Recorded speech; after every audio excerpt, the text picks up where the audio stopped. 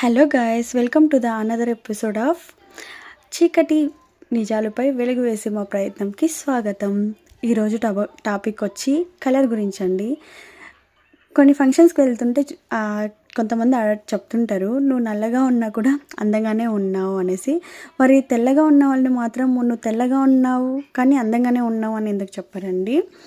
తెల్లగా ఉన్న వాళ్ళు మాత్రమే మనుషులా? నల్లగా ఉన్నవాళ్ళు మనుషులు కాదా?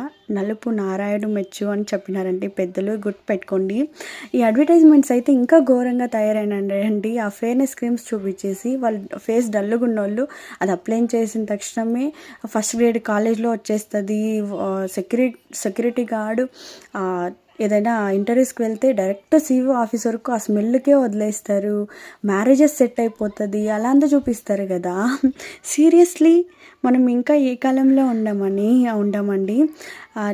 జాబ్స్ కూడా అంతే, ఏదో కలర్ చూసి కాదండి, టాలెంట్ చూసి ఇవ్వండి.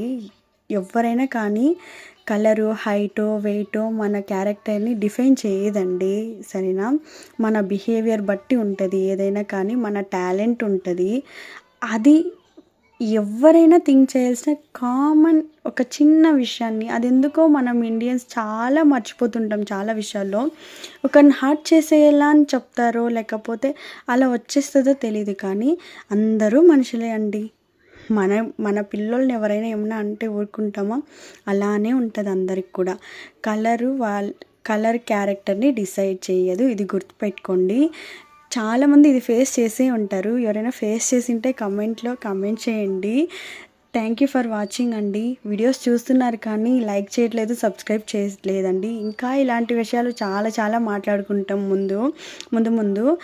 ఈ రెసిపీ కూడా చూసేయండి. మష్రూమ్ పులావ్ చేసిన సింపుల్గా చాలా బాగా కుదిరింది. సర్వే జన సుఖినో భవంతు.